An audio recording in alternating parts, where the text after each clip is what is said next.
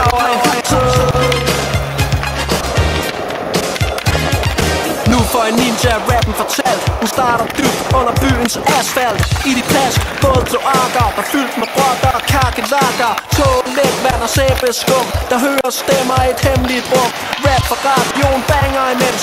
4 skikkelser, træner intenst. Sandsækker, håndvægte og plet handsker. Sparring med kæppe og fægte masker.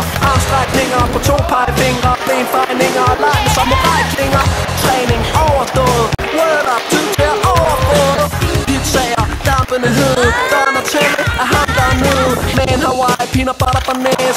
Mens Raphael propper sit fjæs med en mexikaner med flæskesvær. Michelangelo synes det bedste er en pepperoni med 6 deciliter creme fraise på. Plus med Chris Piper og Leonardo.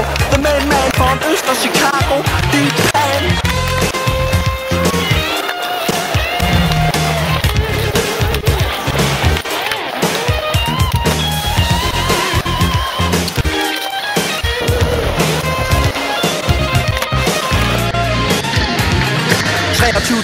Tager de op til overfladen for at chille rundt på gaden og max og relaxe, rappe og skate rundt på hustagene og tagge og breake.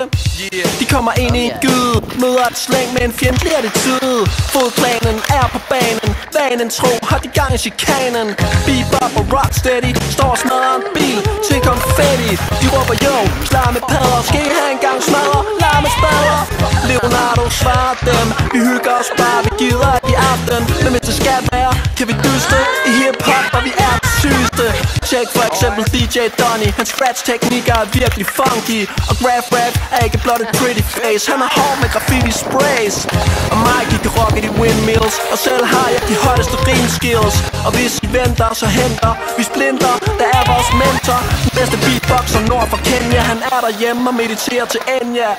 Bebop, råb og konser, ja, balstyrisk, et lyrisk monster.